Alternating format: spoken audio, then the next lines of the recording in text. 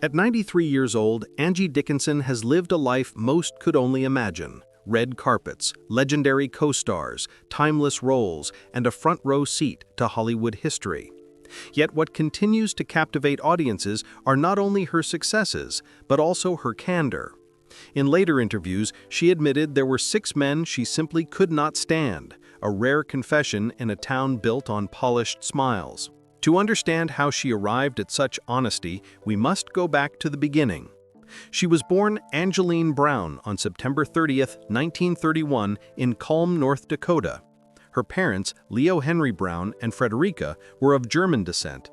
Leo, a newspaper publisher, filled the household with the hum of deadlines and the smell of ink, while Frederica managed the home. Angie grew up as one of 3 daughters, surrounded by the values of hard work and resilience that came with life on the prairie. But life in Culm was not easy. Winters were harsh, summers fleeting, and opportunities for girls were limited. When Angie was young, the family relocated to Burbank, California in search of better prospects. The move placed Angie at the doorstep of Hollywood, though at the time she could not have imagined how much it would shape her future. At Bellarmine Jefferson High School, Angie was bright, popular, and outgoing, known for her sense of humor and confidence. She had not yet blossomed into the glamorous figure who would one day grace magazine covers, but her charm was undeniable. After graduation, she pursued studies at Glendale Community College, later attending Immaculate Heart College in Los Angeles with the aim of becoming a secretary. Her initial ambitions were practical. She envisioned herself behind a typewriter, perhaps working for a major company. But fate intervened when Angie entered a local beauty contest on a whim and won. The victory gave her unexpected exposure, leading to modeling opportunities and minor on-screen appearances. Suddenly, the notion of a different kind of career seemed possible. One pivotal moment came when Angie attended a variety show hosted by Jimmy Durante. Her appearance brought her to the attention of producers and casting agents, and soon she began securing bit parts on television. Hollywood, however, demanded reinvention. Angeline Brown became Angie Dickinson, a name sharp enough for the marquee and elegant enough to fit the rising star she was becoming. In her early 20s, Angie balanced odd jobs, modeling, and acting classes, piecing together a livelihood while discovering her passion for performance. She was not yet chasing fame. Her goal was simply to work steadily and prove herself. But her natural charisma, paired with an undeniable screen presence, suggested she was destined for far more than the typing pool. From a newspaperman's daughter in North Dakota to a young actress hustling in Los Angeles, Angie Dickinson's early life laid the foundation for a career defined by determination, transformation, and a refusal to be underestimated. Those early lessons in resilience would carry her through Hollywood's triumphs and betrayals and help shape the woman unafraid to later admit the names of 6 men she could never stand. Breaking into Hollywood was never simple, and for Angie Dickinson, the 1950s were a grind of auditions, rejections, and minor roles. She appeared in background parts in films like Lucky Me in 1954, and television provided her first real training ground. She made appearances in shows such as Death Valley Days, The Millionaire, and Matinee Theater. These jobs paid little, but they gave her valuable screen time and taught her how to perform under pressure. Her big break came in 1959 with Rio Bravo, directed by Howard Hawks. Cast as Feathers, the witty saloon girl who sparred with John Wayne, Angie delivered a performance that lit up the screen. Rio Bravo was more than a Western. It was a cultural event, mixing humor, suspense, and charm. Angie's portrayal showed she could balance toughness with vulnerability, a quality that would become her trademark. Critics and audiences took notice. Overnight, she went from supporting player to leading lady. The 1960s cemented her stardom. She starred alongside Frank Sinatra in Ocean's 1960, joining the legendary Rat Pack. The film's style and swagger gave her global exposure. She also appeared with Richard Burton in The Bramble Bush 1960 and carried Jessica as the title character, demonstrating her ability to command the screen. Television remained a steady part of her career. She guest starred on The Alfred Hitchcock Hour, Dr. Kildare, and The Fugitive, refusing to draw the line between film star and TV actress. This flexibility kept her visible and relevant at a time when Hollywood was rapidly changing. The 1970s brought her most defining role, Sergeant Pepper Anderson in Policewoman. Premiering in 1974, the series broke barriers as the first successful hour-long drama centered on a female police officer. Angie's blend of glamour and grit inspired countless viewers, including young women who later joined police forces across the country. Her performance won her a Golden Globe Award in 1975 and earned multiple Emmy nominations. Yet Hollywood was not always kind. Angie faced typecasting, often pushed into roles emphasizing her beauty rather than her depth. Studio politics were ruthless, and opportunities sometimes passed her by. Despite this, she sustained her career through perseverance, choosing roles that interested her, whether in television movies, thrillers, or dramas. By the end of the 1970s, Angie Dickinson was more than a star. She was a household name. She had proven she could thrive in both movies and television, navigate the fickle world of Hollywood, and hold her own against the biggest male stars of her era. Her rise was not without obstacles, but Angie had established herself as a resilient, versatile actress. The success, however, was only one half of her story. Behind the headlines lay a personal life filled with passionate romances, complex marriages, and a few relationships she would later admit she could not stand. The personal life of Angie Dickinson has always intrigued as much as her career. Known for her beauty, intelligence, and charm, she attracted some of the most famous men of her era. Yet her relationships often brought as much heartache as happiness. Her first marriage came in 1952 to football player Gene Dickinson. Though their union lasted only 8 years, the name Dickinson stayed with Angie even after their divorce in 1960. She later explained she kept it because it sounded distinctive and professional, a decision that forever linked her identity to Hollywood. In 1965, Angie married celebrated composer Burt Bacharach. At the time, Burt was at the height of his fame, writing hit songs like Walk On By and Raindrops Keep Falling on My Head.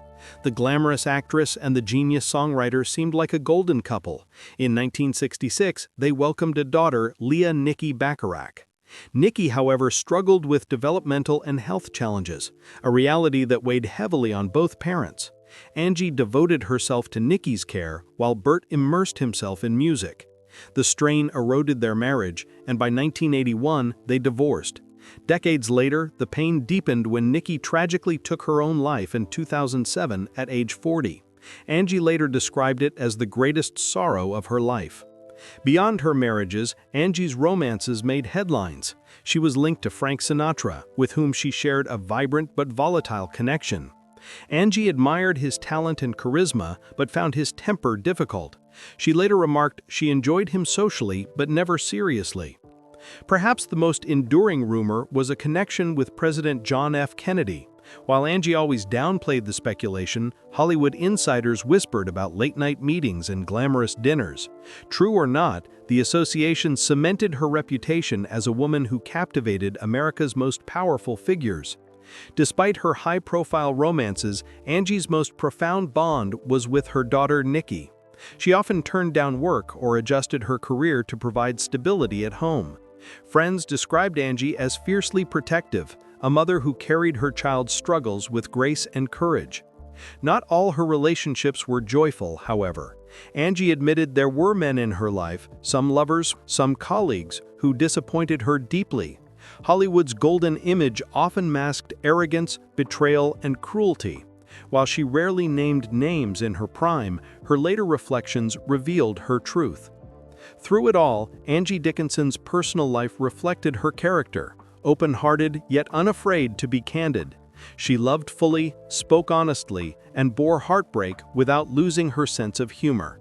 Her story was never just about the roles she played on screen, but also about the people she encountered, and in some cases, the men she would later confess she could never stand.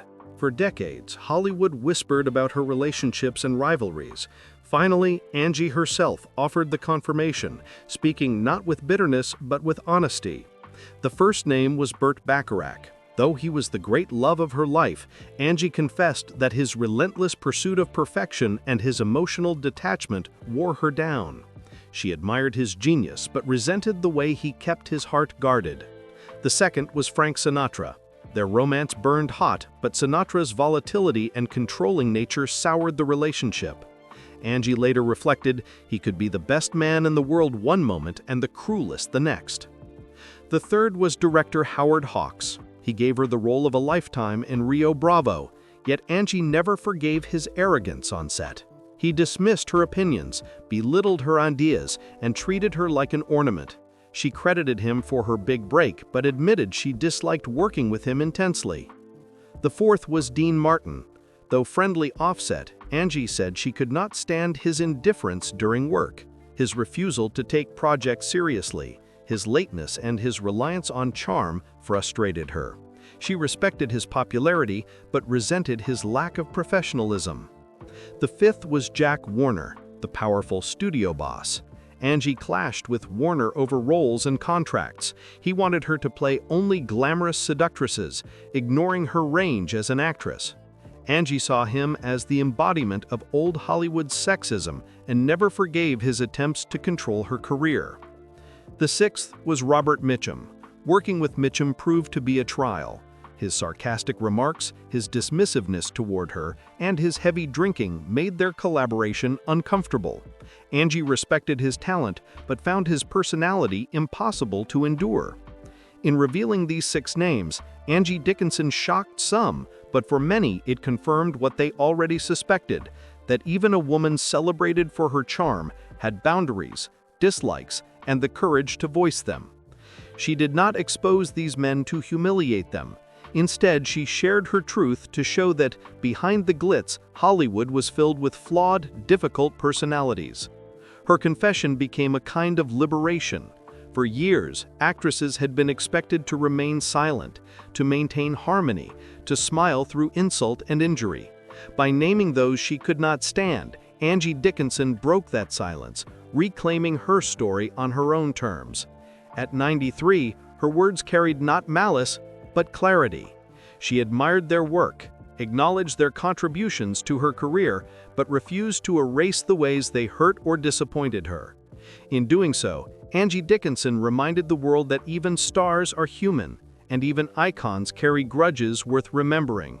In her later years, Angie Dickinson stepped back from the relentless pace of Hollywood. By the 1980s and 1990s, she focused on television movies, independent projects, and the occasional film role, appearing in works like Dressed to Kill, 1980 by Brian De Palma, Dial M for Murder, 1981, and Even Cowgirls Get the Blues, 1993. Though no longer chasing stardom, she continued to choose roles that intrigued her. By the early 2000s, Angie had largely retired, preferring a quieter life in Los Angeles. She made selective appearances at film festivals, retrospectives, and documentaries, often reflecting on her career with humor and humility.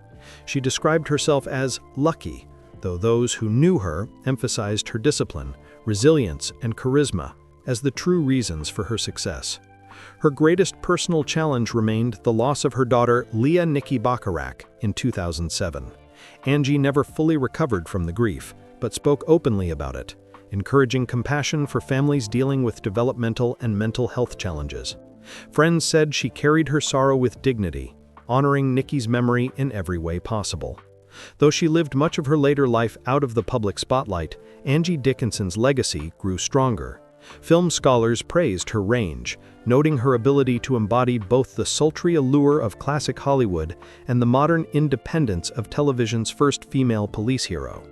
Younger actresses cited her as an influence, particularly for her groundbreaking work on Policewoman, which paved the way for future series like Cagney and Lacey and Law & Order SVU. By the time she reached 93, Angie had lived long enough to see her career reassessed and celebrated anew. She was honored at screenings of Rio Bravo, invited to festivals commemorating women in television, and interviewed for documentaries exploring Hollywood's golden age. Each time she spoke with honesty, sometimes funny, sometimes raw, always real. Her story, however, was not only about glamour and fame. It was about survival in an industry that often underestimated women, about a mother's devotion, and about a woman who dared to speak her truth. When asked late in life about regrets, she said she had few. She had loved deeply, worked with legends, and lived on her own terms. Angie Dickinson's legacy is that of a trailblazer who refused to be boxed into a stereotype, a performer who gave audiences characters both strong and vulnerable, and a woman who admitted that even in a life of extraordinary success, there were disappointments. 6 men she could never stand. And yet when the story of her life is told, it is not bitterness that echoes. It is resilience, beauty, and the courage to be remembered not just as a star, but as a woman who lived fully, fiercely, and without apology.